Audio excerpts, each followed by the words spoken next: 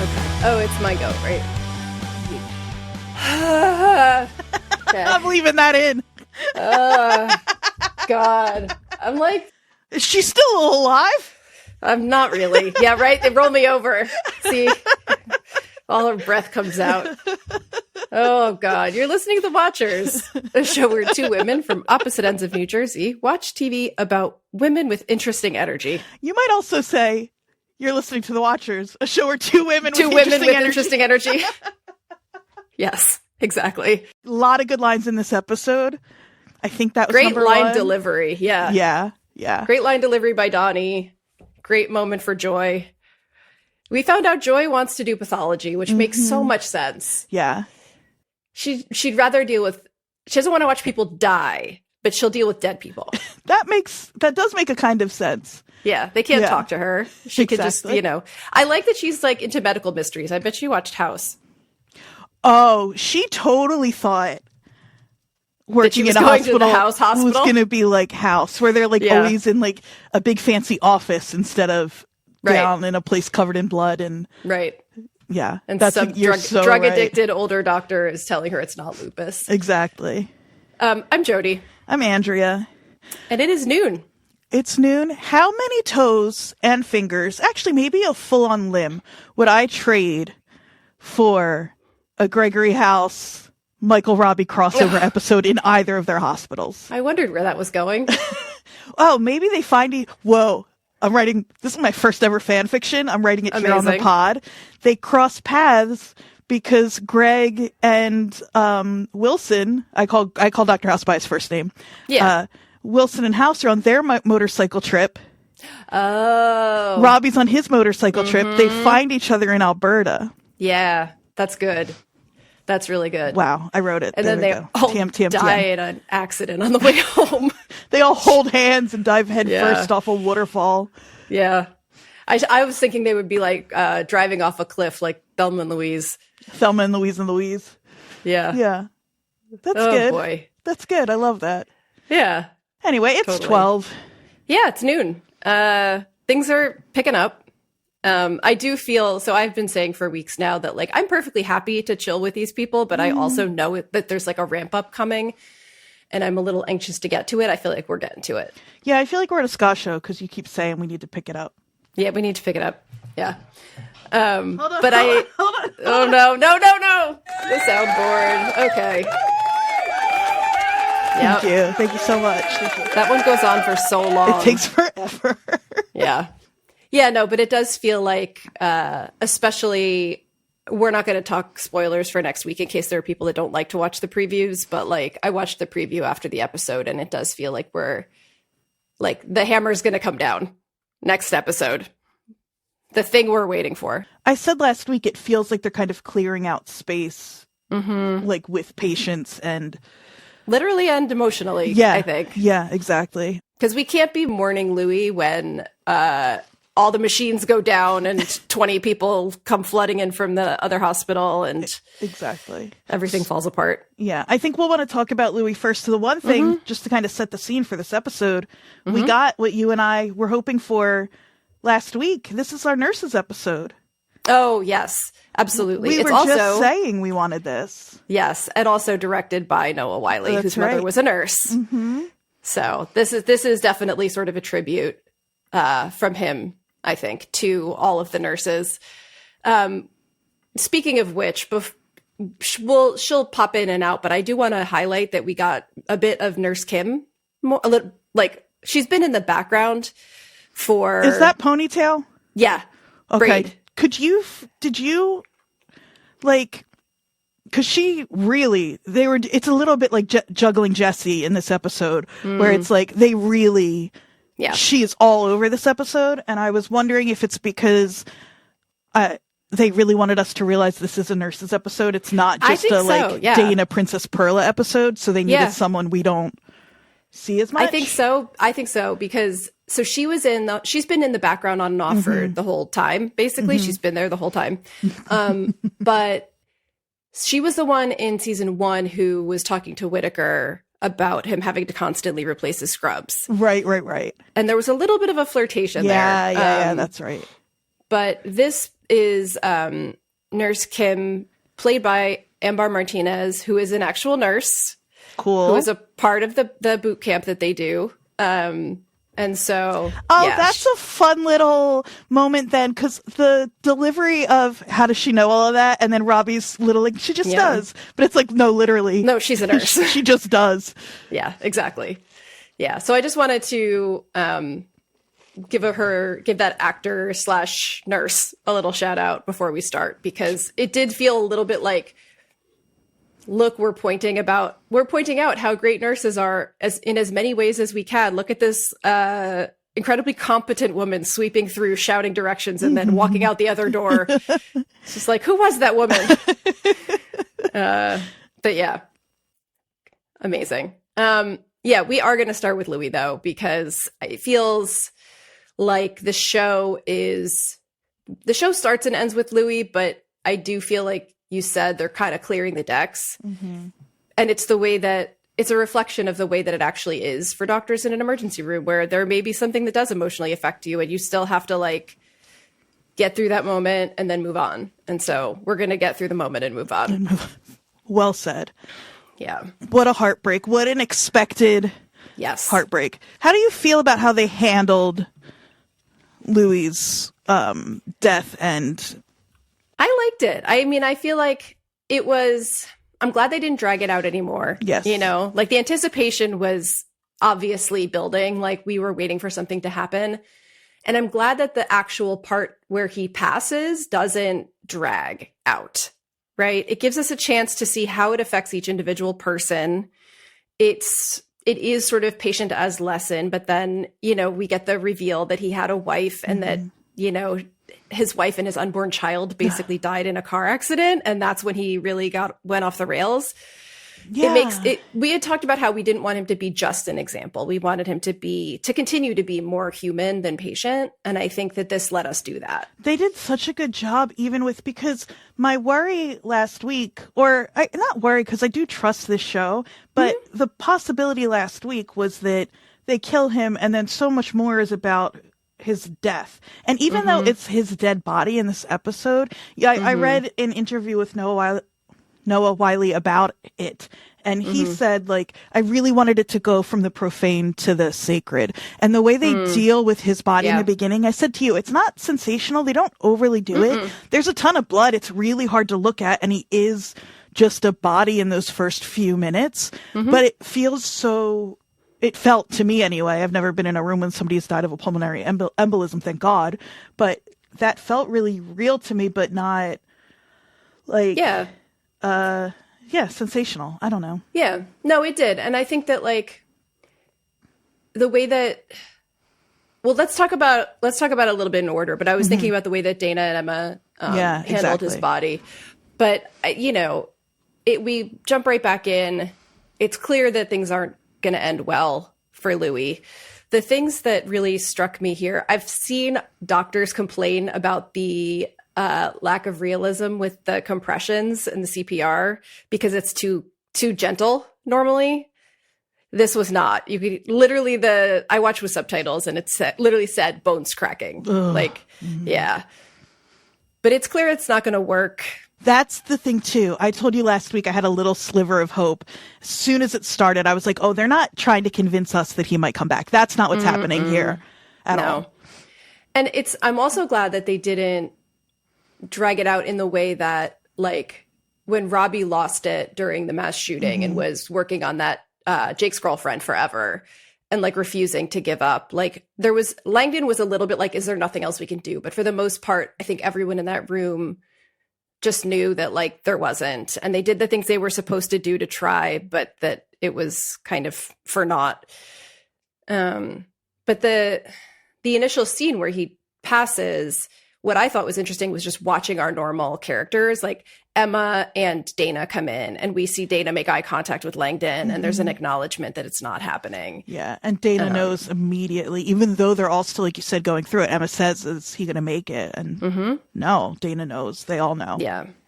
And so this was a Perla episode for me. I have always loved Perla. Same. So She's much. So good. But that actor, the way that she like, it surprised me a little bit. I think because usually we see her with Princess, we see them kind of joking around. She seems very compassionate, but also like we haven't seen her be personally affected by a patient at this point. Yeah. And you can see clearly that like she's probably always there when Louis has come in those hundreds of times, and she's used to seeing him, and she's gotten really attached. Yeah. And she really gets choked up. Yeah, when she has to call the time and Yeah. Yeah. And Dana sees it. This is also, we've been talking about how Dana has been pretty gruff these first 5 or 6 episodes. And this is, I think Dana's coming back to us a little bit. Like, you know, soft Dana I'm seeing under the surface a little bit. Yeah. And it's a good, because the first time we see Dana in this episode, it's when she freaks out at that patient and pulls the sign off of the wall because aggression, you know, won't be tolerated. And so to go from that into this room, that really does.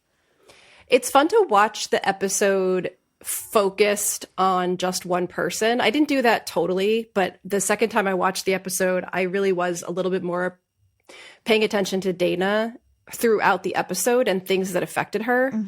And so the first thing is Louis, obviously, is huge.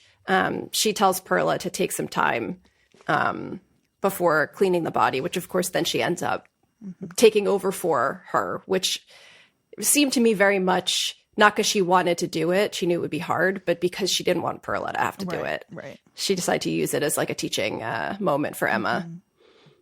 And we see I liked that we saw a lot of interactions between the various staff members finding out about Louis. Yeah. Like it wasn't just, you know, the ones that were in the room, but there's, you know, it's like any other workplace. Something happens and it slowly makes its way through the group. Exactly. And it, you know, it's only an hour, so it happens really, it happens as quickly as we see it happen, but still those few minutes make a difference. Like, I think the one really worth talking about is poor Whitaker and fucking Ogilvie. Fucking new guy. Yeah. Yeah. They're really setting him up to be. I know. Because right before that, Perla tells Princess, and she says, "Oh, that was fast." And then the next time we see them people talking about it is when Whitaker comes over and says, "Oh, I've got to check on Louis." And Ogilvie says he croaked. That's beyond the pale. Like, who says that in a hospital setting? What medical professional would ever say that? 6 hours into your first day. Literally, I can't imagine any nurse or doctor using that phrase. Especially it was almost too far. I wonder, because I was going to say, especially one who's so sure of himself and so badly wants to be. Well, he did just get shit on, though, physically. That's a good point. He got shit on, and he made a big mistake. Yeah, and he with the glass deserved it. And so maybe just shut your mouth. And the way poor little Whitaker like grabs his chest and turns to run. I know. Sweet boy. I know. Yeah, and he finds Langdon still in there. I thought it was sweet how Langdon clearly was like, even though Langdon has much more experience than Whitaker and is a senior, even though he's been through all this stuff, he's senior to Whitaker. He kind of like took a step back because he realized that like Whitaker had a real attachment to Louis as well, and said like, you know, "I'm sorry, we didn't have time to find you." Offers to let him make the emergency contact call, which of course goes to the nurse's station. Oh, heartbreak. I knew. Dana's his emergency contact. I know. She'd be a good one. Yeah, that's who I want as my, you're so right. That's who I want as my emergency contact. Her, maybe Lena, but it's a charge nurse. Get yourself a charge nurse emergency contact. 100%. The thing about Langdon and Whitaker here too that is nice is it sort of makes amends on both sides. Last week when Whitaker put the order in and he was feeling awkward about it, they both kind of like, you know. This is Langdon kind of acknowledging like it's fine, you know. And then Whitaker also saying like, no, I mean, I get it too. Like, it's nice. Exactly. This is kind of a side note, but during the whole sequence of Louis scenes, right after that, right after they call his emergency contact and we find out it's the nurse's station, there's a long shot where Perla's walking out of the room and it's from the perspective of the nurse's station. It is so well framed. There's so many scenes where I'm like, oh, that's really cool framing. But this one, I really like, I paused and was like, you can see it's like you're almost behind Dana and the phone. And it's this long shot with Perla walking towards you where you see into the room and the windows are perfectly framing them in there. It's just chef's kiss. I couldn't tell if because you drew our attention to all of this last week, and I think a little bit the week before, but especially last week with that interview with Noah Wyle calls her JoJo, but Joanna Coelho, I think, the DP. Right, and or if it was just that this episode is so meticulous, but because, and Noah Wyle keeps referring to the nurses as the connective tissue in this episode, and so it's so cool to watch. It happens so much in this episode where it's something like that, and then somebody will come out of a room, pass by, you'll pick up another conversation. You'll follow them. It's so cool. It's so well done. Yeah, it's really cool. Really beautiful episode.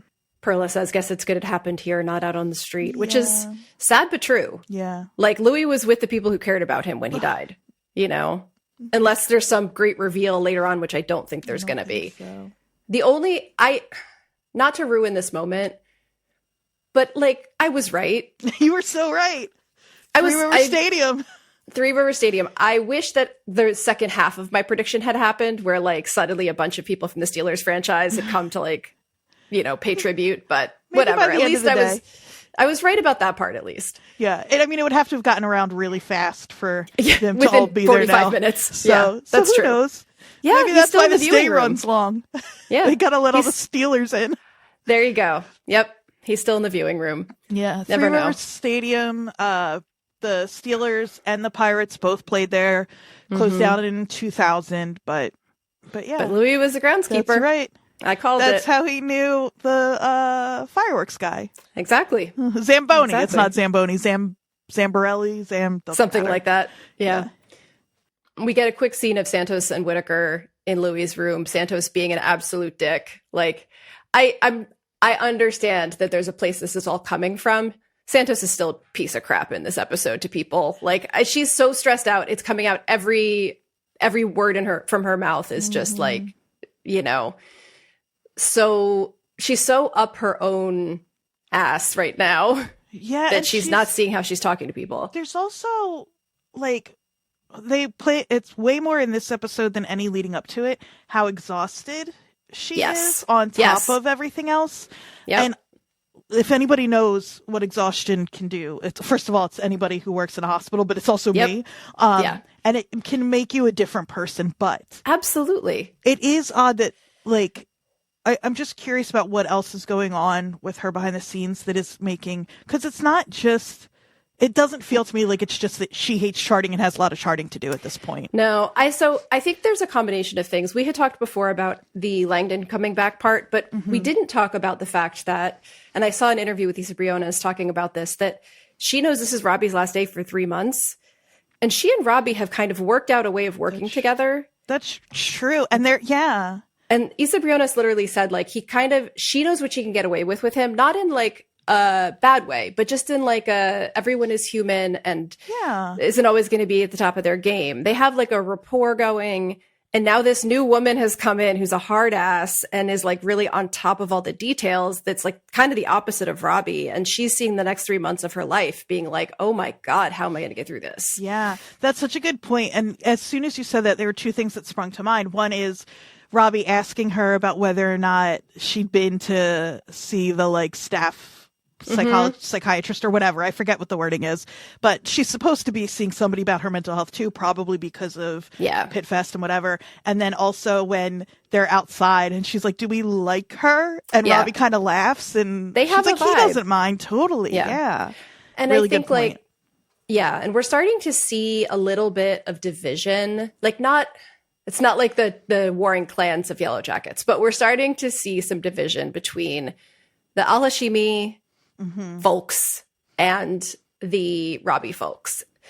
And I feel like Santos is 100% on Robbie's side in anything. And we've seen a lot this episode of Mel and Mohan, who have both worked with Al-Hashimi before and like her, being with her in, maybe not like, quote unquote, on her side, but being physically with her in a lot of these disagreements that she's having with Dr. Robbie. So I think there's something happening with that, because I think that we saw in the first season some tension between Robbie and Mohan. And I think that even if it's, like, kind of resolved because Mohan has found her footing, there is a way, and we've talked about this before, that Robbie talks to female doctors or deals with female doctors that has, I'm going to just project, has rubbed Mohan the wrong way once or twice. Yeah. As another woman of color working in a hospital setting, you know, not that Santos isn't, but for some reason, the two of them have kind of got the same way of thinking about it.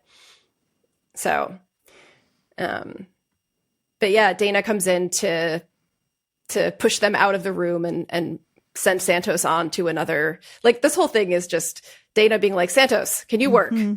Please. Yeah, truly. I thought it was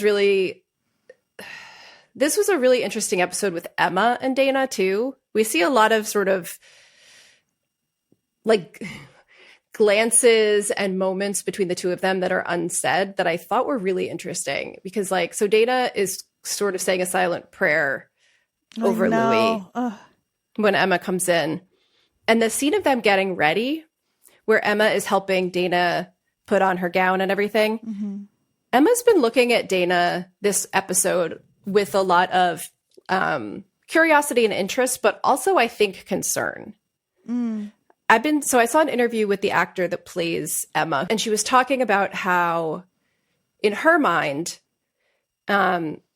she sees that Dana's not handling this well, that something's going on with Dana. It's why she says, like, I'm scared of her to Langdon.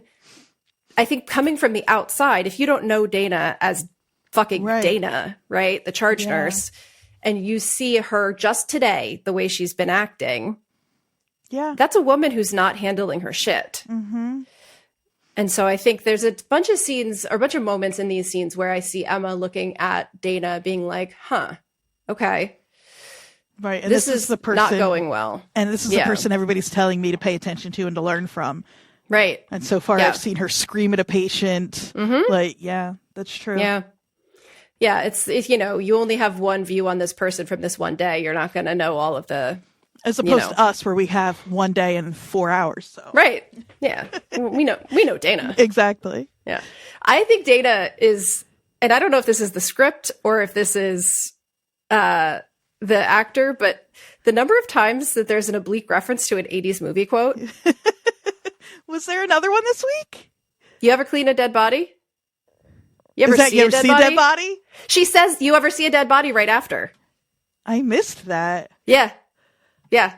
I'm telling you, she is referencing 80s movies, hilarious. Whether she means to or not. I love Better that. Off Dead and Now Stand By Me. There's a little bit of a PSA about what happens to people who pass in the hospital and don't have family to claim them, which is sad but true. I hope even one person comes to... Well, I also noticed, so I don't know if this is going to mean anything in the long run, but when they were working on Louis, there's a shot through the door of Digby watching. Yeah. Which I thought was interesting. I saw that too. Yeah. And I mean, there are a couple of ways to say that because, you know, depending on where the two of them, especially if they're both like familiar with the outreach team and all, like they could very well know each other to some degree. Absolutely. And so, you know, there's the one way of Digby seeing what is likely for him because it, you know, it doesn't seem like he has any family or anything either. I mean, you know, if they're both frequent flyers in the hospital, they've definitely run into each other a number of times in the hospital, even if they don't actually know each other. But Dana and Emma clean him up, bring him to the viewing room. Dana says that they leave a handout for loved ones to hold. Broke me to hold their hand. It didn't break me until I saw Emma reaching down to hold his hand during the viewing. Gently. It's like, I know. So it's such a like she's like it really almost endeared nervous. me to her. Yeah. Yeah. She's she's had one perspective this whole time, or one like character trait, and it's been just wide-eyed, kind of like innocent. This was a nice moment, I thought, for her. Yeah.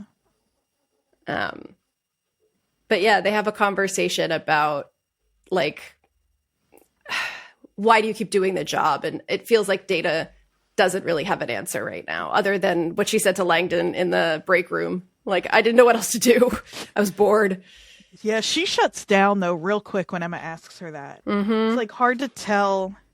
Well, she'd just been talking about losing all of her good friends during COVID, like all of them leaving the positions. And I kind of I had a mental picture of like, oh, I wonder what Dana was like when she had a bunch of like old time, like friend nurses around her all the time. Bunch of tough other ladies, bunch of broads, right? Yeah, like, exactly. Bunch of Pittsburgh broads working in the ER together. Like, I feel like she sometimes feels like she's holding up the whole place on her own. And I think that maybe a lot of those nurses that couldn't do it anymore were helping her hold it up before. Yeah, I'll bet you're right.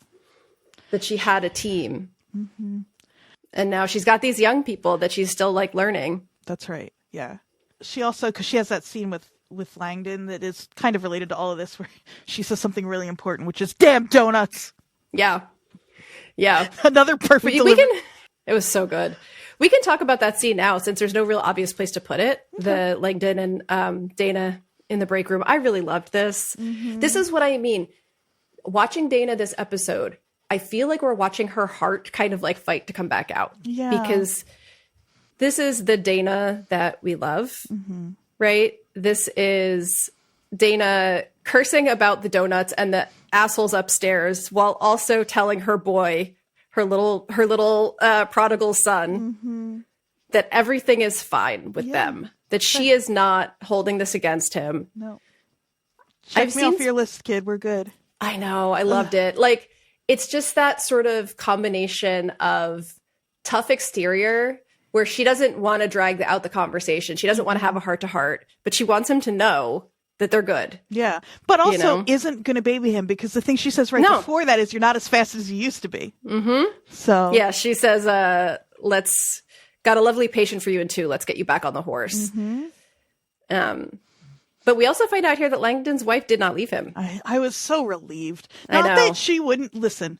You do what you got to do when you've got kids, whatever. But it was just good to see a version of this story where somebody actually does get to try to do better and their life isn't totally ruined. I mean, he got so lucky, and maybe who's to say what his wife would have done if he had lost his job and couldn't go back to being an ER doctor. So I don't know. Yeah.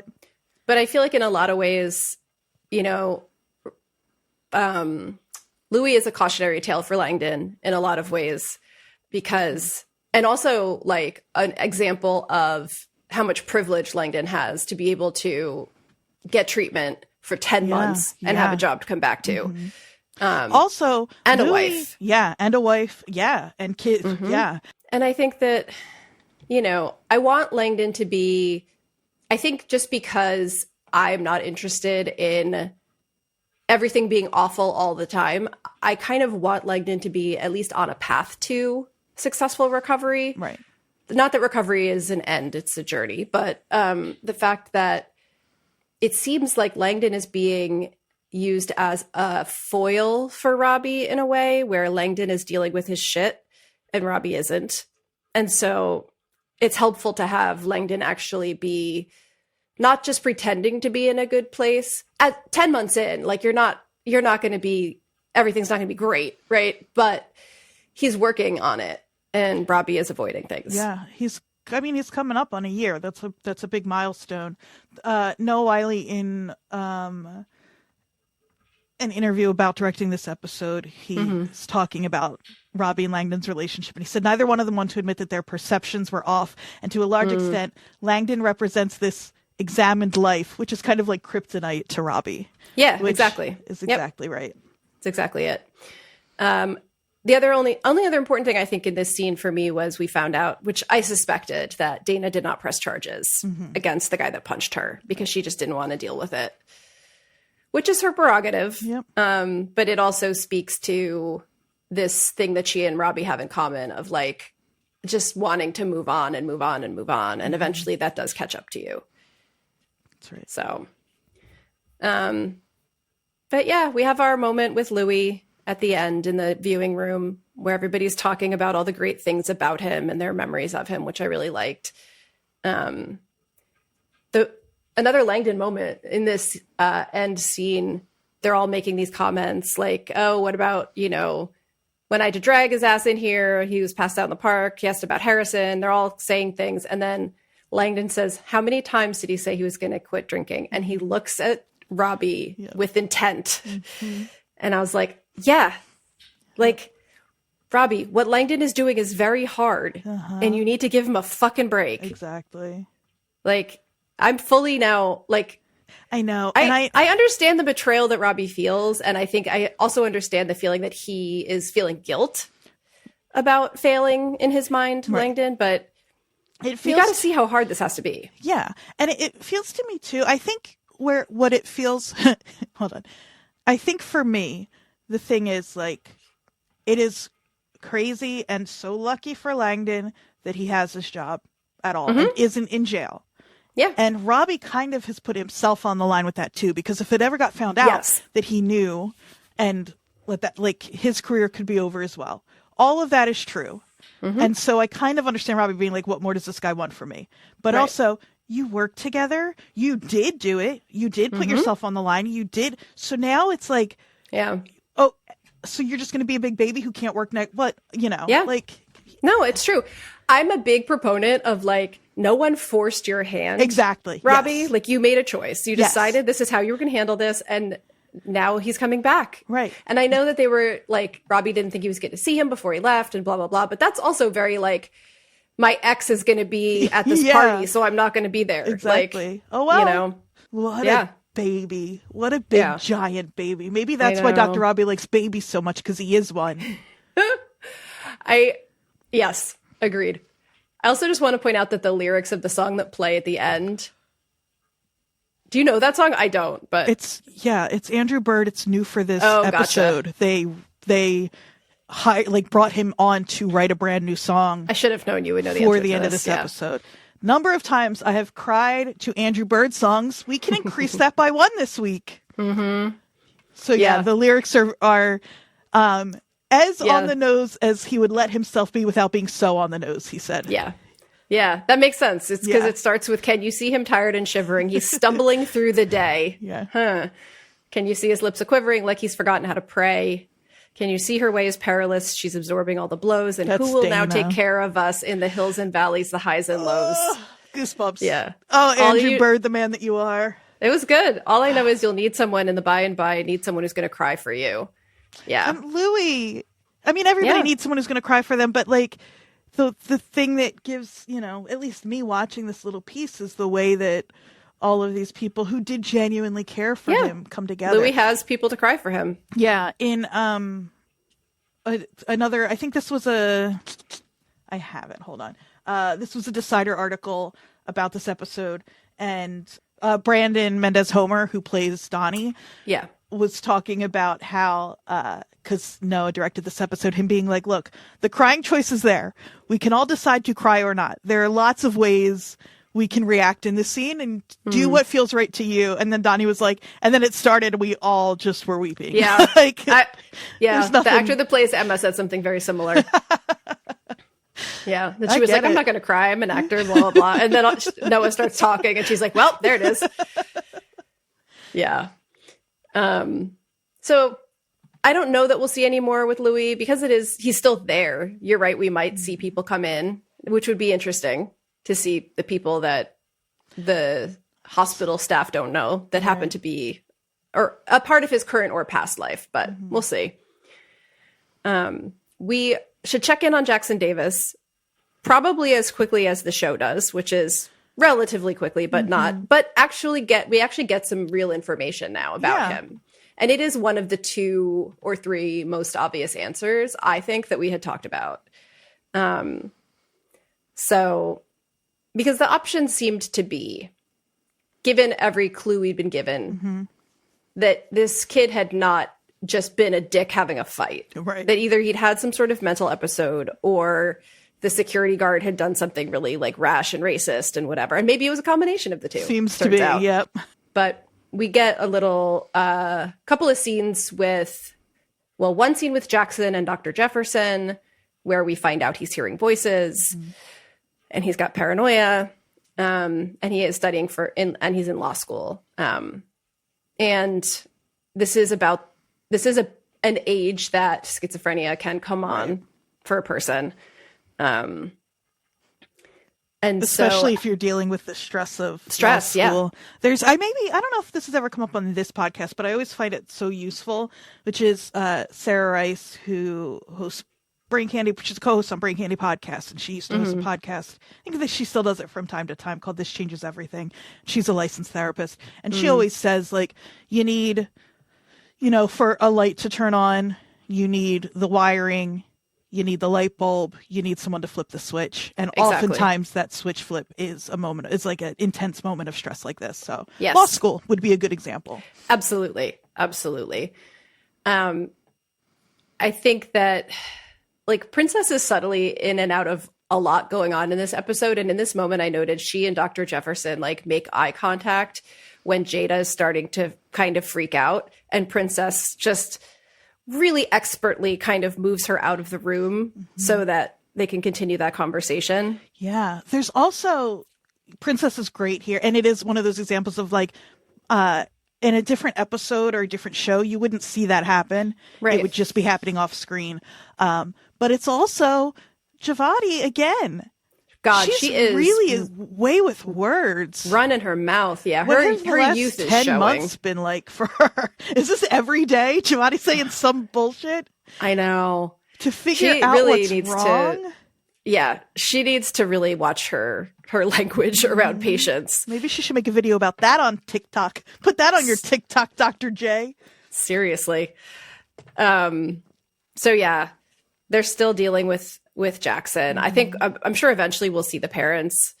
But it turns out this has been going on for months, and Jada just hasn't seen him very much, and so wasn't aware. But his girlfriend is, apparently. That's kind of all we get with Jackson. But I'm sure this will continue because, this sounds way more cynical than I mean it, but I'm sure this show has a point to make with this young patient experiencing a mental break while studying for law school. Exactly. Roxy is attempting to go home, which does not go as planned. No. It's tough. She and Paul. Yeah. Both need a break. Those two need a break. Yeah. I watched it and I felt, I've never been someone who thought that the husband was, we talked about this last week, like secretly doing something or, it just really felt like, I think because you and I have both been around hospitals and sick people a lot, like I could see her the whole episode just being like, I need him to stop hovering for 5 seconds. And not in a way like, oh, I'm so annoyed, but in a way of like, I'm already in so much physical pain. Right. And watching him do this is adding to my emotional pain, and I can't take both. Right. She needs to just focus on dealing with her physical pain and not managing or watching his emotional process at the same time. It's too much. So. I know. I was thinking about this and how sad it is, but there's a version of, because he says a few things like, I won't leave her side. I'm riding in the back with you. Like all of that. And I was like, she's going home to die. Yeah. And it is sad to think that there's probably a part of her that is imagining what it would be like to die here instead and feeling a little relief. Yeah. I know. It's like the obvious common sense wisdom is like, yes, it's obviously better to die at home with your family around you, but not if you're in immense pain. Right. And if they can't handle her pain at home, which it does not seem like they'll be able to, given she can't even move off of a bedpan. Her husband's not going to be able to do that by himself. Right. Like, and he shouldn't have to, and he can't. And if she has to manage his emotional state the entire time, exactly. That's what those nurses are there for. That's what Princess said, and it was a little flippant, but it's true. Like that, they are there so that the number one priority can be easing her pain. Right. Exactly. And not everything else. And like, yes, it sucks to die in a hospital. And yes, theoretically, it's better to die at home. But every situation is different. And it seems like in this case, she feels safer in the hospital because it seems to me like she has been probably putting on a brave face at home through so much horrible pain. For his sake, way more than hers. Yep. Yeah. And Lena sees it. Lena's got eyes on this whole thing. Great. She clocks it real fast. Get yourself a charge nurse, man. That's right. They know. So they end up she ends up backing out at the last minute of going home, which I cannot blame her for that. If her pain meds aren't even really working at this point, like they're trying ketamine, they're trying all of these things, and the morphine pump won't be there till later in the day. Right. Like it's all of these things that in the hospital are not an issue. Right. That's what they're meant to do. Exactly. Her wording too, when they're trying to move her, she says this isn't going to work out. And I thought like that wording is so specific. And I was like, that's not quite what you would say in that scene, but I think she means it more broadly. Like this plan isn't going to work out. Yeah. She says, I want to stay. I can't blame her. I mean, like it's got to be really hard, but also just watching nurses in my mother's care over the last 5 years, like they're not all perfect, especially CNAs get paid very little and have way too many patients to deal with and can't give the kind of care they would if they had better patient ratios. But there's something to be said for having someone whose entire job is to be kind to you and make sure you're not in pain, without the emotional baggage of a marriage and watching your husband mourn you in advance. Yeah, when she asks, exactly. And when she asks Princess, like, how do you do this to take care of me? She's like, well, my secret is I put this all behind me. Like, and she can't. Right. She can't. And neither can Paul. And that's, No. Yeah.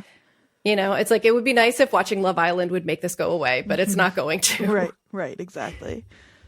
I also love fucking Lena. The little moments of humor are really necessary, but I loved Lena talking about having just watched the documentary about the poop cruise. It's just like, she put $20 on a plumbing issue for Westbridge. Right.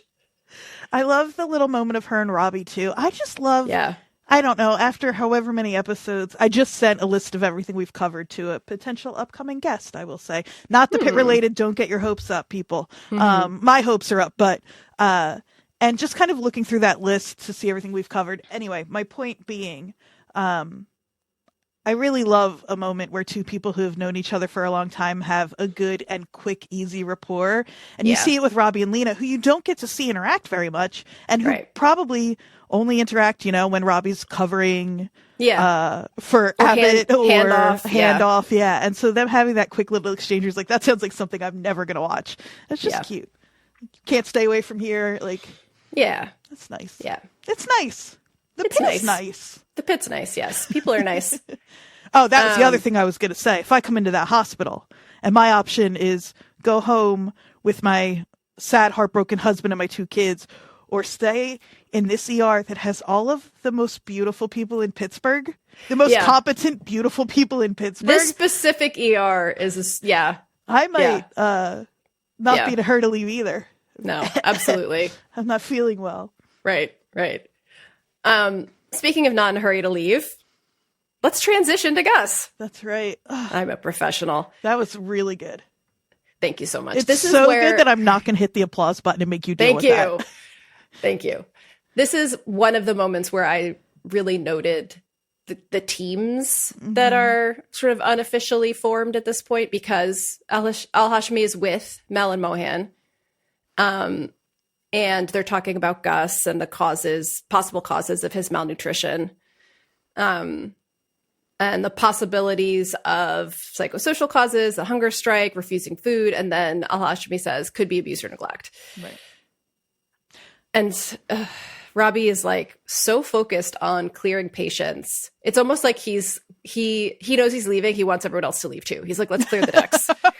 Yeah. This was really complicated. No, it wasn't complicated for me, the person, but it was from like more of like an objective bird's eye sort of view. Yeah. Cause I'm like, you give that poor Gus. I know nothing about him. I don't know what crime, maybe. Right. I'm so like he's probably innocent, whatever he did. He seems nice. I don't know. I know none of that. Get the Innocence Project on this. Yeah, exactly. Yeah. But so that part of me is like, no, he stays. Take care of this guy. Like, whatever. But then I do also understand that it's like, theoretically, there is Robbie's not wrong there. Yeah. Especially when Al-Hashmi says, like, well, why don't we send Digby out with some gauze? And he's like, because he's unhoused. He doesn't have. So it's a difficult. No, I mean, Robbie's not wrong. Like, Gus staying means another patient doesn't get that care, or that another patient has to wait 8 hours in the waiting room to get care. Right. But Dr. Al-Hashmi is not wrong either.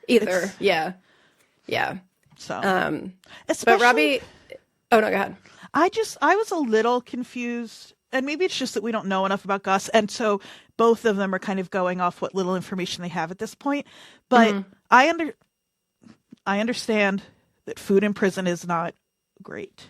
But there are other people in prison who aren't malnourished. Malnourished, yes. And so it just seems like there must be something more going on. I think psychosocial causes, that was my guess last week. Mm-hmm. But anyway, all of that being said, I think keeping him for a little longer, even if the only reason is to get a little more information about what's going on. To find out if something else is going on, because I think that they're very purposely, like, planting the security guard in the background of certain scenes, right?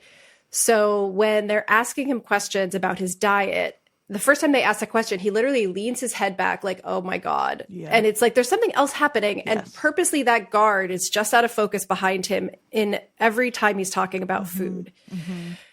And so like you said, the thing that I kept thinking was like, there are thousands of other prisoners in this prison that aren't malnourished at this point that we know of. So like something is happening with this guy, right? And Al-Hashmi says like, he's here because he's malnourished. And I was like, he's here because someone kicked the shit out of him. Which was fucking rude, Robbie. It was rude. That's very that guy croaked of Robbie. But it's also technically true. And if all you're thinking about is, well, he was here because someone kicked the shit out of him, he's got the care for that there, he's going to live, he's done. It's not sensitive. It's not thoughtful. It's not the best Robbie has ever been. Well, in last episode, we knew almost nothing about Gus. We barely heard him talk. So we didn't know if the direction that the show was going was that he was a dangerous criminal, and we were going to be getting some sort of great reveal of like, they're being too easy and the guard is right and blah, blah, blah. But it seems like what they're actually going for is this guy is not a danger. He is in danger. Right. He's just a little sweetie who wants a chocolate and sure. That's all. I had a visceral physical reaction to just hearing the word ensure. Yeah. When I had Lyme and was sick for like a year plus, I got down to 118 pounds. I lost 20 plus pounds from my normal where I am now. And it was terrifying. And they kept making me drink that horrible garbage because it's, I can taste it right now. It's disgusting. But if you are malnourished, it is very useful. Right. But my whole point in that was just that like this episode served to humanize Gus purposefully for us, right? He's local.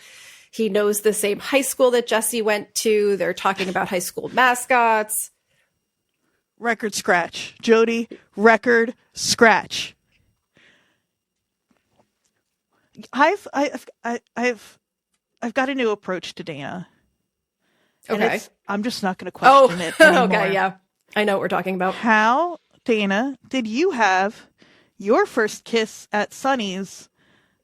When you obviously are not from Pittsburgh. Why are you wearing... okay, honestly, genuine, like this started out sort of as a joke, sort of, but she's wearing a Liberty Bell pin, which you could say, funny. Pennsylvania. Pittsburgh is not. A Pittsburgh born and bred charge nurse is not repping Philadelphia's Liberty Bell pin as a sign of Pennsylvania support. It's just not happening. Nope. So how can this be? I said to you, I did say to you already, I think I'm just going to let go and let God. Dana is who she is, and her voice sounds the way it does, and this is her accent, and she's perfect and has never done anything wrong. Fine. Sure. Maybe, do you think she comes from a divorced home? And she was spending the summers in Pittsburgh with her dad? Yeah, could be. And hanging out at Sonny's? And so she has a little summer boyfriend. A lot of my friends, I didn't spend much time down the shore in the summers. That's not true. I spent a different kind of down the shore. But I didn't have like a shore house. Yeah. But I had lots of friends who did, and they all had a little summer boyfriend that they saw every summer. Yeah. So maybe that's what it was. Maybe. And then during the school year, she went back to Philly. Right. And that's why she's repping Philly and Pittsburgh. Yeah. So she doesn't forget. exactly. I noted on Reddit, my favorite Reddit thread every week is the one where the guy from Pittsburgh breaks down the references. And someone posted on that thread about Sonny's Tavern and said, for those who don't know about Sonny's Tavern, it is the diviest of dive bars. The fact that Dana got her first kiss there is hilarious. She probably got her first kiss, then bought a dime bag in the bathroom. Coincidentally, Sonny's was in the local news yesterday because an employee got robbed at gunpoint. Pretty crazy timing. Hilarious. Yeah. Maybe her dad was Sonny. Maybe her dad was Sonny. There we go. And so she had to go spend the summers hanging out at Sonny's with her dad because child of divorce. Right. Yeah. Okay. Maybe she lives with her dad in Philly. Her mom is a waitress, or it's a dive bar. Her mom's bartender, whatever. And she's hanging out. And Sonny's son is also there a lot. Right. Okay. Yeah. Spinoff. Mm-hmm. Definitely. We can just call it Sonny's. It's a good name for a show. Yeah. They call it something like it's always always Sonny's in Pittsburgh. In Pittsburgh, yeah. We don't get paid enough for this. We don't get paid anything. I do want to I'm doing my little check-in on Dana throughout the episode and the way that she's acting. And in the conversation that Robbie and Al-Hashmi are having about Gus, about like whether or not he should go back to prison and blah, blah, blah. At the end of that conversation, Al-Hashmi says, everything I've done in my career is an effort to improve the system. Just because you know it's broken doesn't mean you stop trying. Dana heard that. Mm-hmm. Dana was standing there and the camera lingers on her face for a moment. And it's almost like she's remembering. Like, oh yeah. Yeah, no, you're right. So that line is, you're so right. And it is lovely to see where this goes. It also kind of made me pause a little bit because Robbie, in a lot of ways, has felt that way too. Yeah. They just have very different ways. I mean, Robbie... That was like his whole MO last season. Yeah. But that was before Pitfest. Right, exactly. So I hope, something wakes him up a little bit too. Yeah. But I think it will. Interesting to see two different people have a similar outlook and how they go about it. But Dana pulls some shit. Dana pulls some Philly shit. She really does. It's so good. Yeah, so good. Baby Jane Doe. Taking formula like a champ. I'm sorry. I have heard too many West Coast podcasters try to do that and offend me to my core. I'm not saying I did it well, but I, as a New Jersey native, can be closer to it than they can. I know. I understand the impulse. It is fun to say. It is fun to say. Jersey is a little closer than fucking California or whatever. Or wherever Dana might be from. Yeah. But she pulls her shit. Well, we don't know. Sure, yeah. Her eyes tell you what she's done. But Robbie says to her, I thought you didn't go to the extra distance for your patients anymore, which is a rough thing to say, honestly. Like, I don't think he means it to be an insult. Well, I wonder if he's quoting her directly from a conversation they've had that we didn't see. Probably, but it's really, like, pointed. Yeah. I love the little... Because obviously she fucks with his pulse ox monitor so that his numbers drop. Now he's got to stay. The thing, though, with Robbie... is that he knows and he doesn't push it. He's like, well, he's got to stay. He all gets through to him too. No, I think he just doesn't want to fuck with Dana. Oh, you're probably right. Yeah. Just let Dana do what Dana's going to do. You know what? You're probably right. But either way, Yeah. So we'll learn more about Gus, I think, now that he's sticking around for a bit. I don't think that story's over. No, I don't think so either. The way she tosses the tape over her shoulder and Robbie catches it. It's such a we're back, baby. Like she may as well put her sunglasses back on. Yes. Yeah, it reminded me of when I used to work at Starbucks. And at the end of the night, my friend Kate and I would, when we had to clean out the case and wrap up all the old pastries to donate, we would play catch we would toss them to each other across the bar. Just because it was the only thing we could do to amuse ourselves for $9 an hour.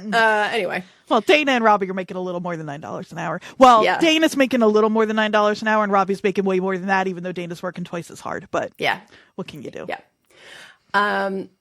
Well, we got to go to Harlow, who has not had an interpreter and has been there for 5 hours. Their interpreter had to go to another case in labor and delivery. So Yeah, this is just tough. frustrating. It's frustrating. I mean, Princess tries, but legally they can't. Yeah. Thank you, Jodie. You can't. You legally have to have an interpreter. They need to ADA. find somebody who is certified in medical interpreting specifically, and they need to just have them come in from an outside organization. Like, you have to have an interpreter for this woman. Yeah. And there are technical solutions that fall within that legal realm, but they say in this episode, IT is I think, dealing with whatever's about to happen. Princess should know better. Princess is ASL, by the way. For someone, I'm glad she says, like, right away, my ASL isn't great, because it is not great.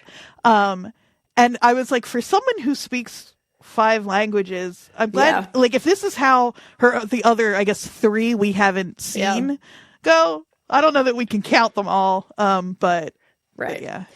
Yeah, no, I did see someone on Reddit who does, I think was either an interpreter or is deaf themselves, say something about how it seemed like Princess, it cut away really quickly, but it seemed like Princess was actually like misreading the signs in some way that Harlow was saying. So yeah, for sure. She's got the kind of ASL of like, I took, 2 years of ASL as my elective in undergrad. That's like the level of ASL. Right. Which is enough for... It's fine for communicating, we're sorry that it's taking so long. Right. But not medical information. Exactly. Legally, you cannot do that. Yeah. Yeah. And Santos is a dick again, but is also in the right in that she can't take a medical history with a, person who's not an actual interpreter. Mm-hmm. And then, but I do love Princesses. She's a little cranky.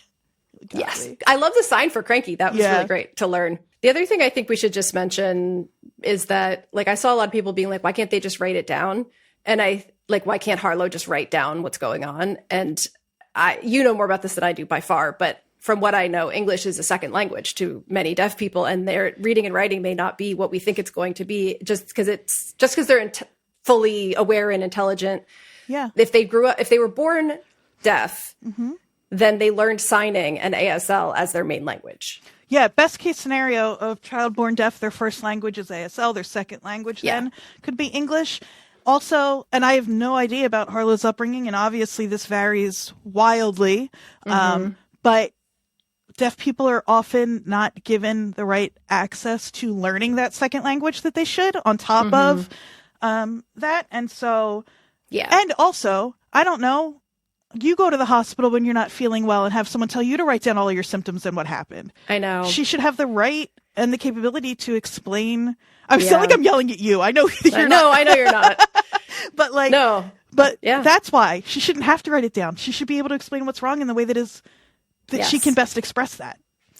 And, I was, again, messing around on Reddit, and the same person basically said, like, if she was writing things down, using that method can also lead to misdiagnosis, can be questionable whether a patient can give informed consent in that way. And also, they in the ADA have a right to interpretation. Right.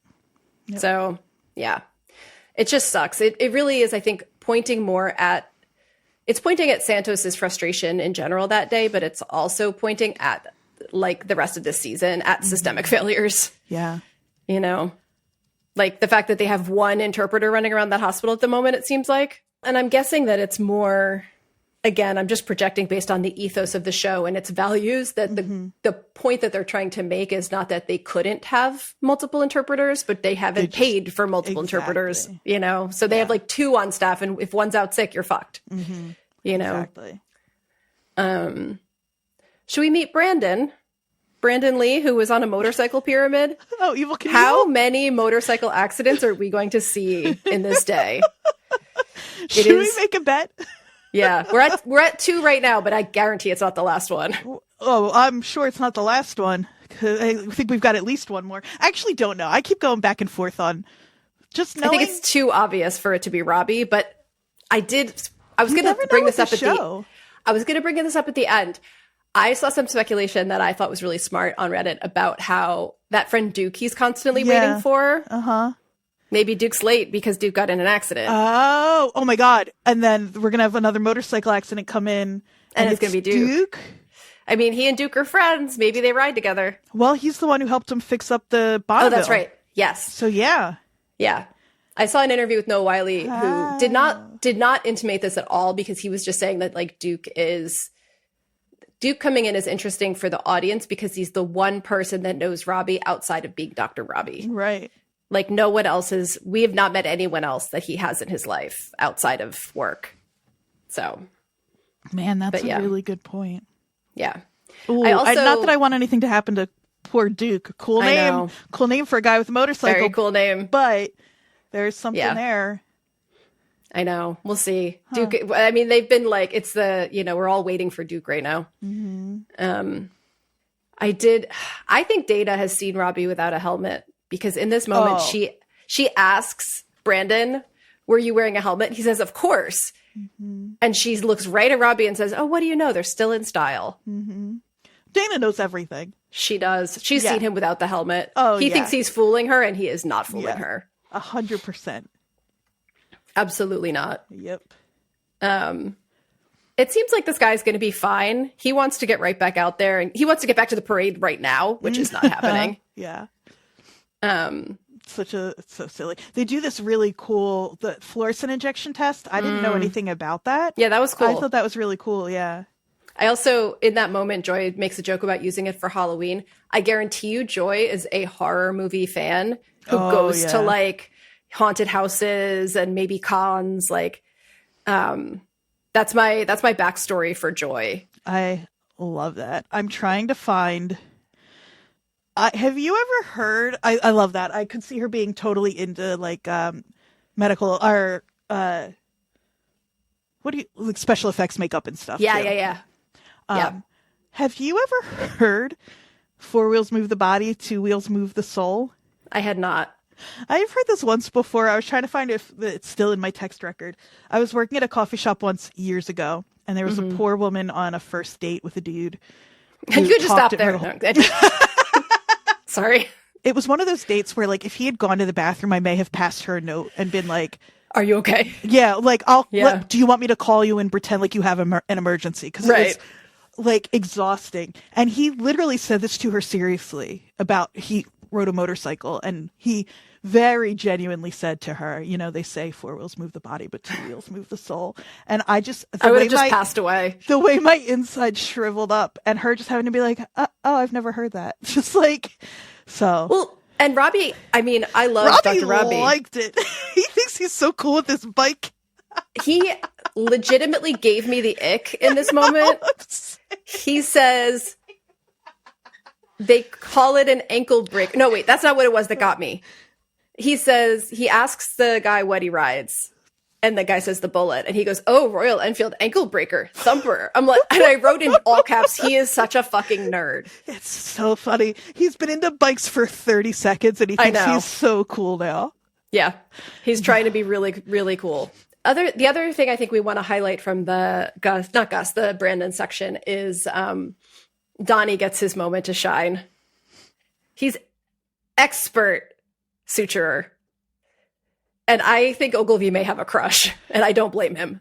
Ogilvie, the way he hands him his tools over his shoulders, it's so that was very intimate. It's like Ghost when they're making the clay together. Yeah, it was very intimate. I expected him to hold his hands while he was suturing. Yeah, no, I like that we have a moment for Donnie to not just be like a good guy to have around, but also be really good at his job. Like, he's an NP now. He's been working triage constantly for years, it seems like. And he's an expert at this. Yep. Even though he's eating those admin blood donuts. Yes. Et tu, Donnie? Yeah, it is a really cool scene to watch. Apparently he got really good, because I was wondering, whenever this stuff happens on a show like this, I always wonder what the actual, obviously, we talk about it a lot, but is Donnie doing anything that other, people who have done sutures at whatever level are watching and being like, oh, wow, that is really expert. Oh, I've never thought to slide the scissors down and do it a 45 or. Well, I saw a TikTok of a doctor watching, and at that exact scene, the doctor was like, oh, the field's not sterile anymore. What is he doing? Like he grabbed something from someone when he shouldn't have or whatever. So I don't know about that. But I think it's like anything. If you're the person who does that one thing at the hospital for more than anyone else, then you're the one that has all those little tiny adjustments and stuff. It was really cool to watch. Yeah. We mentioned it at the top, but this is the scene where we find out that Ogilvie thinks he was born to do this. And Joy wants to go into pathology because she's not great with people. Hard pass. Hard pass.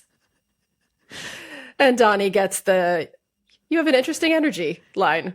Perfect line. The line delivery is perfect. Yes, it's great. He's so good. They're all really good here. This poor actor playing Ogilvie, I feel for him because I know he's making me dislike Ogilvie. Just even like the second, who is it who says that, whoever tells us that Donnie is the pro at sutures?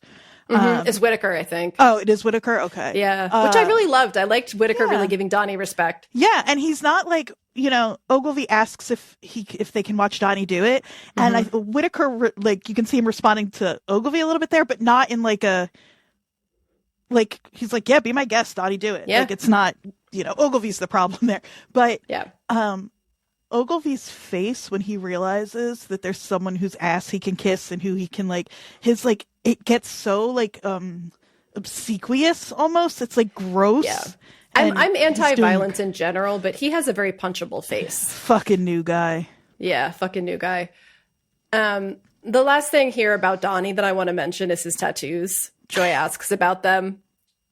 And I mean, the thing that was notable about this was it reminded me of the connection between these people and what they went through together, because when he mentions the death and chaos and he says he got it after the Pitt Fest shooting, he makes eye contact with Whitaker for a second. That's and true. It's just a nice reminder that like these people have had an experience together that like I'm sure that nurses and doctors at ERs all over the country have really important and special bonds. But I think that like it also brought people together that wouldn't have immediately been so closely working together in such a traumatic event. I think that's true. It is also, Donnie's such a dude. Like, this is death and chaos, and this one's miracle. Really? I know. It's very sweet. He's a lovely, tender guy. He's very funny and got just such dude tattoos. Yes, he does. He certainly does. During this section, we do, as they're walking out of this patient's room at one point, we see Santos and Garcia, and we get our first in a while little relationship moment with them, which doesn't look good for Santos. No. She asks if Garcia is still coming over, because Whitaker's going to be playing farm boy again. All weekend, Jodie. All weekend, I know. He's staying there at the farm. Whitaker. But Garcia needs a rain check. Yeah. And, we're, because it's a show we only get one day at a time and we know nothing about their relationship at this point other than the fact that there is one. Yeah. But I'm reading a ton into that. Yeah, totally. Especially Santos's face. Yeah. So. I mean, like,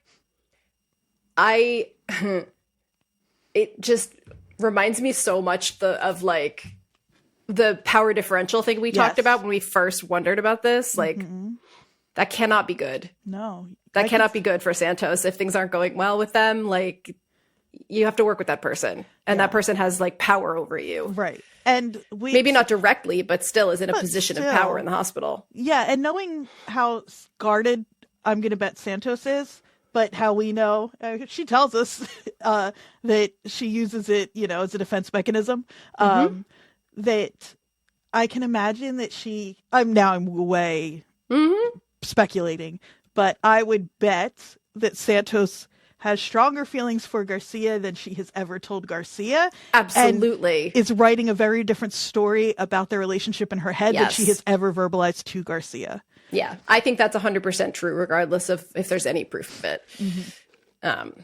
Yeah. So, should we talk about Rocky?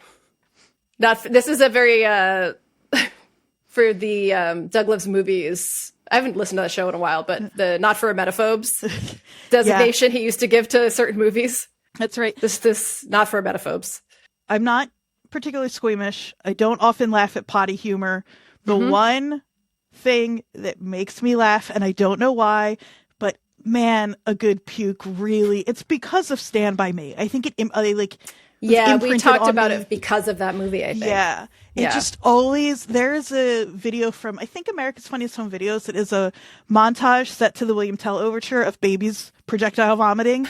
And it makes me laugh so hard I cry. There's twins and one pukes on one twin. It's like a kid puking on a dad's head, a kid puking into a book. Like, it makes me laugh so hard. And this slapsticky, it's very slapstick. Yeah. The timing. It's just for comic relief. Everything about it is funny. And the patient next to him is trying to eat a sandwich. Also, another really great delivery is the exchange between Langdon and this guy when the guy is trying to explain how many hot dogs he ate. Yeah. And Langdon's like, 351 hot dogs? Yeah. 36. Yeah. Still a lot. Yeah. Great. The fact that most of these actors are fairly, this is their first time on a big show like this, carrying these shows, and they're all so good. Yeah. He's so funny there. Yeah. I think I am grossed out by puke kind of a normal amount. I'm not, it doesn't amuse me maybe in the way that it does you, but it doesn't gross me out the way some of these other things do. Right. So I was just sort of my big note was they really thought about what that puke looks like.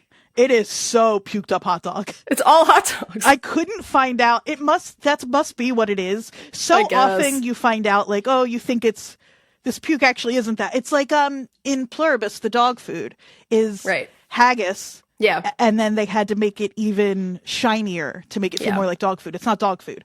No. And so you could find out that it's actually just chopped up hot dogs. It really feels like they just put a bunch of hot dogs in a bullet and that's exactly what they did. So funny. I did look online. I couldn't find anything. So if anybody's come across what the hot dog puke is, I would love to know. I also want to know, for you, are you grossed out? Are you indifferent? Do you think it's funny?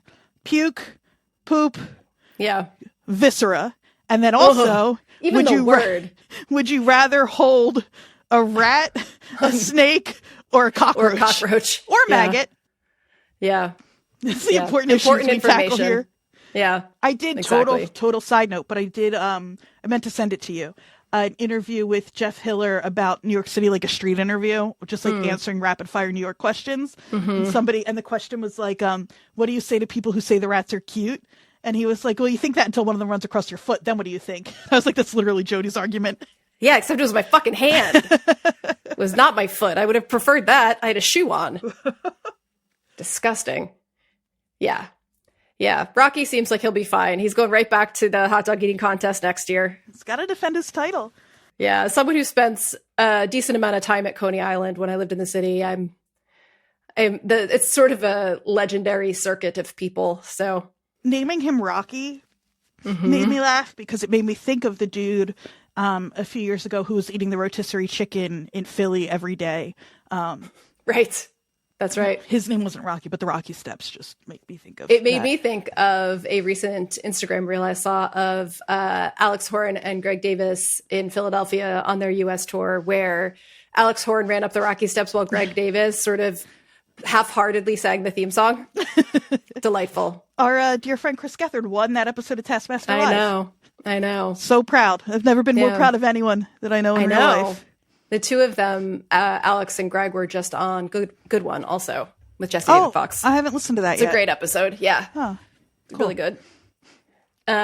We just have two more sort of little check-ins with patients. The baby's still there. The baby's alive. She took 3 ounces of formula without vomiting or distress. Good for her. Yes. And I just, Nurse Kim says, I think I saw her smile. And I immediately heard the Debbie Downer music when Al Hashimi was like, a true social smile is where the baby is awake, alert, and responding, blah, blah, blah. It's like, shut up. Just let her think the baby smiled. Yeah. So one thing is, and I point them out every time, not every time. I often point these out. That nurse knows when babies smile. You know what I mean? Obviously. But she's got to say it for us to tee it up. Fine. And then it almost actually, the way she says that annoying thing, I rolled my eyes, shut up, Debbie Downer. But then she pivots and she's like, but some parent, blah, blah, blah. And I just wonder how much of Al Hashmi's, like, performance is that exactly, is her performing to, like, feel like she's presenting as in charge by the books, like, no cracks to get through. For a lot of the reasons that we've talked about leading up to now.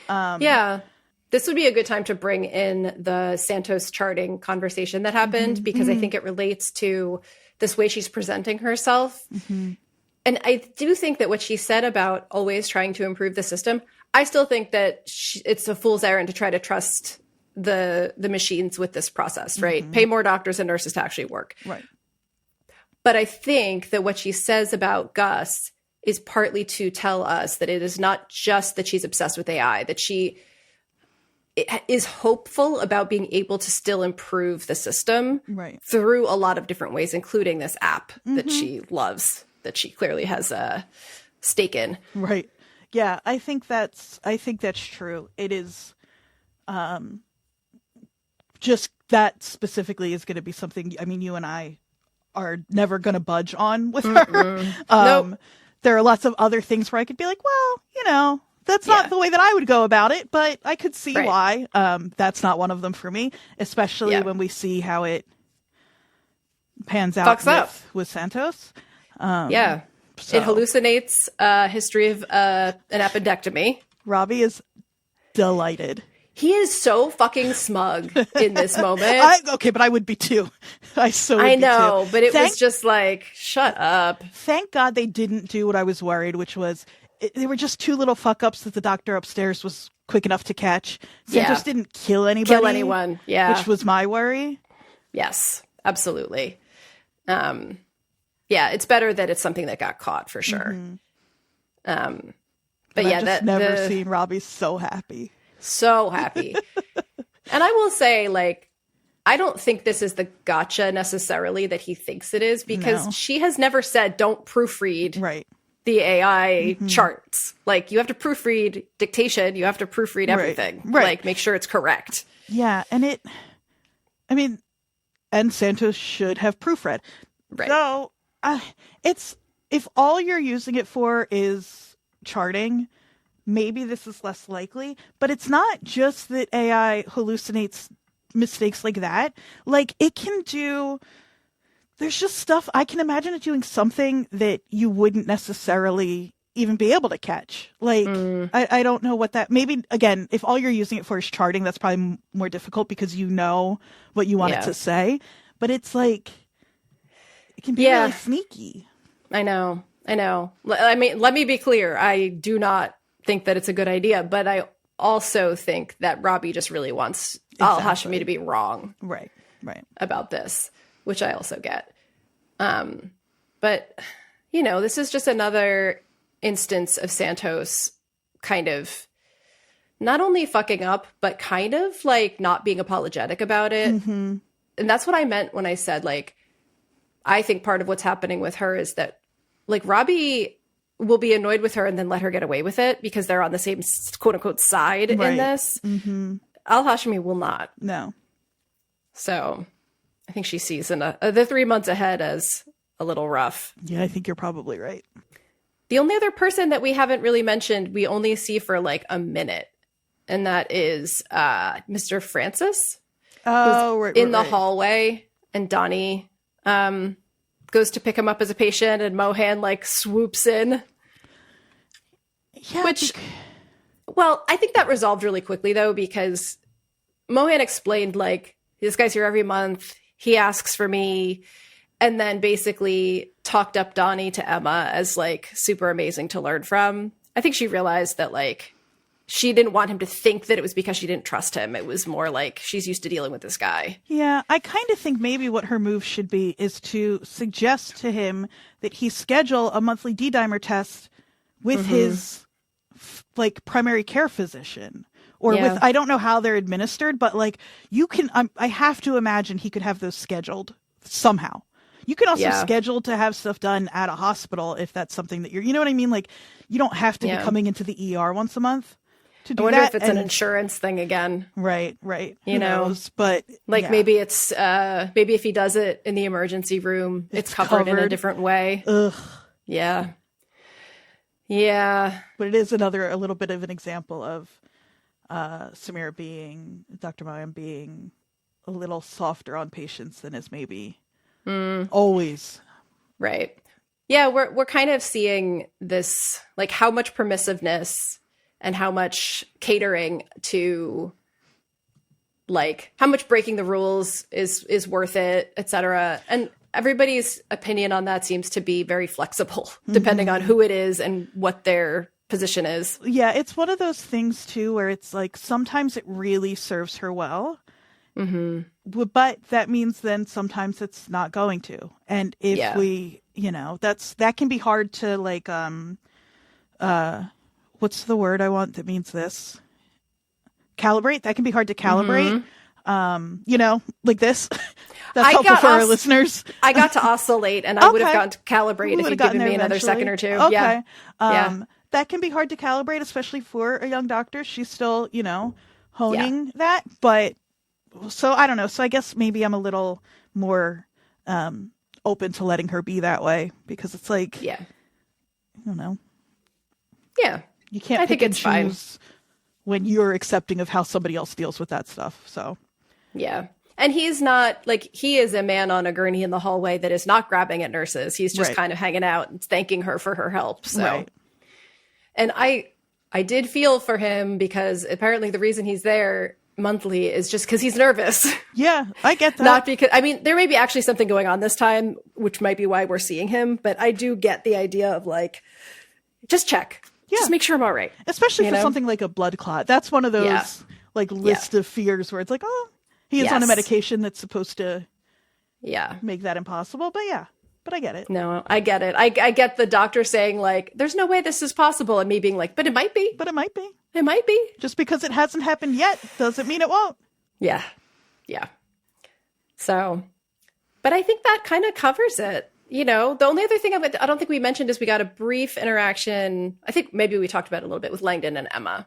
I saw an interview with the actor that plays Emma, who said that in her mind, of all the doctors, Langdon seems like the nicest to her.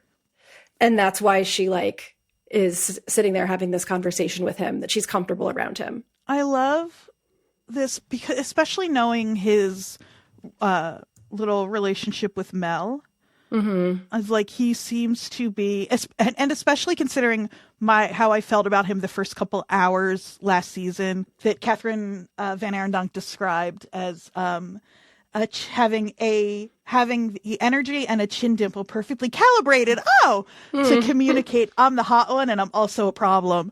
And that's the obvious read from the beginning, but he's like one of the kinder doctors, one of the sweeter. He's like very gentle with these younger doctors, especially somebody like, and he had to learn a little bit with Mel how to be that way to a degree, or at least he's the kind of doctor who is able to learn because he's that way, maybe is the better way to say that. Yeah. And so Emma also, as this kind of like anxious, wide-eyed, really not ready to be here kind of doctor, it makes sense that he would have caught that and tried to, like, give her a little She guidance. literally says to him, good, I think I haven't killed anyone yet. And then she, like, looks and goes, I'm sorry. Like, he didn't kill Louis. No. And he knows that Dana's Dana too, because she says, like you said, she scares me. He's like, the line is something like she's soft and gooey. She's warm and gooey inside. Yeah. Yeah. I'm feeling like I'm really enjoying the storyline of Langdon coming back after these 10 months away, doing all this introspection, trying to get his shit together and, like, straighten out his recovery and his life, and coming back into a place that obviously would be very triggering. And the way that he is navigating that is, I think, really subtly done by the actor. Like, we even talked about it in the very first episode back, where he's got his hat on and he's out in the waiting room and he's kind of tentatively waiting. And like, there's just a lot of nuance to the way he's playing this that I think is, for like a super young actor, is pretty great. Yeah. He's crushing it. Yeah. I'm interested to see the scene. There's going to be one with him and Robbie. You know, it has to happen. I think it's coming soon.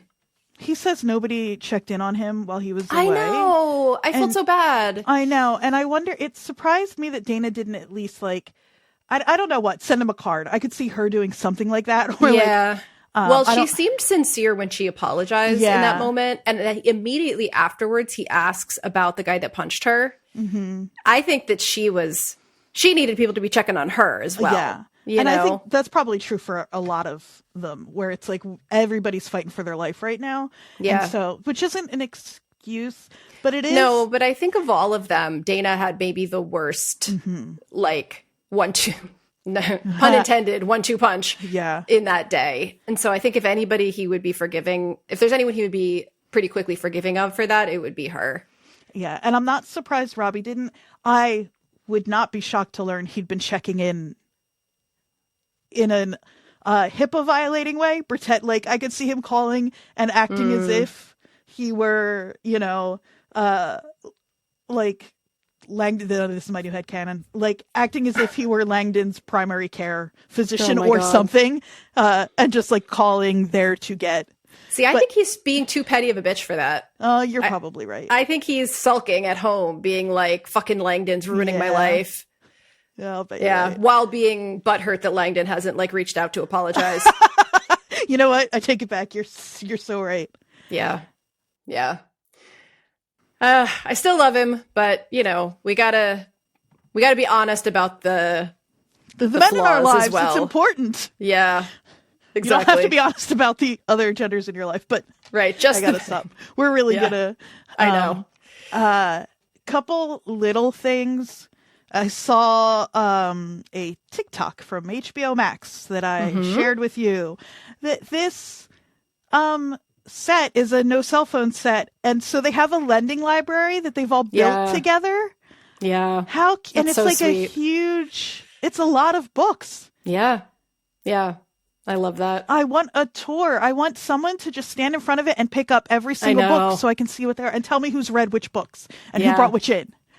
I need the Pitt book club. I know. I love that. So sweet.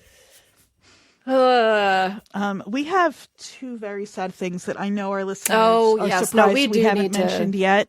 Yeah. We do need to talk about that. The first one is that Bud Court, Harold from Harold Maude, and also John Doe Jersey from Dogma, passed away on February 11th, a few days ago. Yeah. He was in his 70s, I believe. 77. And he died in assisted living. So sad. And then, not to brush past that, but of course, James Van Der Beek passed away on the same day. I know. In a weird way, I kind of think of him and the rest of the Dawson's Creek cast as sort of the patron saints of this podcast, even though they're not the reason it started. But it is the moment in the podcast where we kind of took a random turn. Totally. It's a show that really made me... It's not my first favorite TV show. It's maybe the first show where, like, I loved it because I loved the characters so much. And I felt like part of their family in a way that, like, I don't know that I'd ever felt for a show before that. And because it was on so long when I was so young, I felt like I grew up with them. I think it's the first show that you or I... Yellow Jackets, of course, but like you kind of took that show on not out of homework for the show. Right. I watched this. I watched the pilot for our pilot section, our season or whatever. And then I just watched the rest of it. Yeah. And so if anyone wants to hear any of that or wants to do some reminiscing about Dawson's Creek, I do think there's a whole episode where we kind of go into the whole process. We watched the pilot. We watched Escape from Witch Island. Yes. And when you finished the series, we did an entire episode on the finale. That's right. The 2-part. So there's plenty of Dawson's Creek talk on this show. If you want, I'll link to those episodes. Yeah, it's really, really sad. I mean, he fought for a long time and he was pretty public about it. Yeah. And I know it feels strange, like, while we're talking about the pit and medicine, it seems like his family, despite the fact that he was on Dawson's Creek, which was a hugely popular show and has been a very successful actor ever since, that so much of their money went to his medical bills that they're fundraising now. Yeah, it's very illustrative of what's actually happening with our healthcare system. And he's got a wife and quite a few children that are left. And so it's really, really sad. Yeah, I know. I was talking to a friend of mine who's a nurse about the pit, and she is waiting until the end of the season so she can kind of binge it like she did with the first season. Mm-hmm. And we were talking about the depiction of the health insurance system. And I said something like, I wonder if the show itself is going to have any impact on people's opinions about public health care, but if the reactions from people from other countries at the horror, like the way that people who watch this show from Canada, from Europe, whatever, and you see their comments and their social media posts that are like, how is this possible? How can you live like this, where you can just get bankrupted one day by getting in a car accident? And it's just pure shock. Right. And we're just this is how we live. What do you mean? We're so numb to it and so used to it that it's like you forget, even though I literally have protested when fucking Paul Ryan was in Rhode Island to try to kill some healthcare thing. And I went and protested. I'm aware, but also you get so desensitized. Yeah. And watching people from other countries in particular has been this is the appropriate reaction to this. Yeah. I read an article, or I actually don't know where I read it. I'll see if I can find it. But that somebody talking about this show, and competency porn is the big phrase around it. And you and I keep wrestling with why it doesn't feel cheesy to us. And somebody put a really put a point on it for me, which is, we're not watching this as if it is whitewashing what's really going on in the world and pretending it's actually showing us how horrific our world is, that this is where we're this is how good it could be. Yeah. And it's even this as our best case scenario, first of all, is tough, but it shows how much we're dealing with and how difficult it is, and how that we're these doctors have the energy to care. Yeah. These doctors will put their jobs on the line. And not in a fantasy fulfilling way, but to really put into stark relief what we're actually dealing with.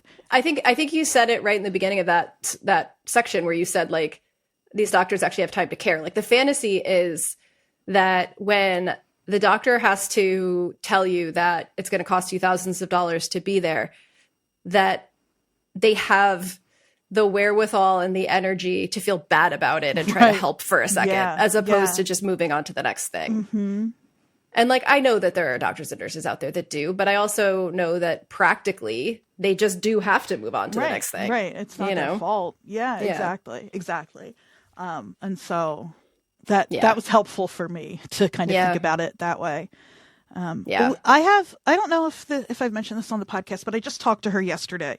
I have a very good friend I went to grad school with for English, and she is now an ER nurse in Philly at one of our busier hospitals. She also works the overnight shift, so she is in the thick of it.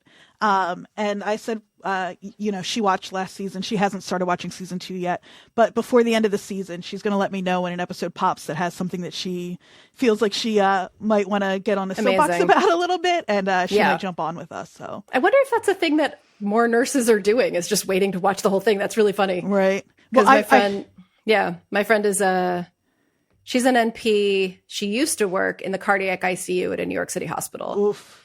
And now she has a bunch of kids and decided that was way too much emotional exhaustion. Imagine. So now she works at a different location. But I told her, she said, last season was a little too stressful while she was working. And I was like, this season the pace is slower. It's more gentle for sure. Which I have liked. I understand not everybody does, but so I think she might be a little it might be a little better suited for her right now. So yeah. So you will be hearing from her eventually. And like I Good. said, we do have somebody, won't be until the end of this season, but somebody probably coming in around April that I think will be really exciting. Nice. With. Not about the Pitt. Well, I guess we can talk about other things. Yeah, I guess. And if, Noah Wiley and or anyone else really would love to have everybody join us. Yeah, Fiona Dorff. Yeah, come on our podcast. We can talk about the experience of having bangs. Great. Love her. Yeah, really anybody. Noah Wiley's just on the top of my list right now because he's the one who set up the lending library. Yeah. So. Yeah. All right. Well, I think we've done it. I think we did it. I think it's going to be 1:00 soon, and we need to eat some food on the run before our next episode. And where can they find us in the meantime? Oh, we're at WatchersPodNJ on Instagram and TikTok. You can email us, watcherspodnj@gmail.com. I am at AQAndreaQ. And I am Jodie_Mim, JODIE_MIM on Instagram.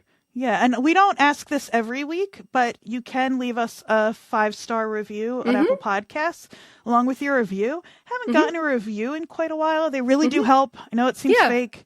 No, I know. Yeah, they do. And, you don't have to type a bunch of stuff. You could just tell us, like we asked last week, like, which doctor would you hope was your doctor when you walked into the ER? That's right. The right answer is obviously Mel or Whitaker, but, you can have a different opinion. That's right. So, yeah, let us know. We want to know. And also, as I said earlier, would you rather hold a snake, a rat, or a cockroach? Yes, right. Do you think puke is funny or are you grossed out by it? We just want to know. Important data.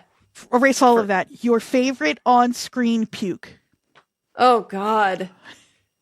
Favorite? Yeah. That's an odd word to choose. Anyway, on that note. And it's always sunny whenever Dee dry heaves. That also really makes me laugh. She's a really good dry heaver. I'm really trying to get out of this conversation. Oh, you know what you could do? What could you do? Call us? No. You know what you could do to get out of this conversation? I could bang myself in the head. Get in the car and go to New Jersey. New Jersey.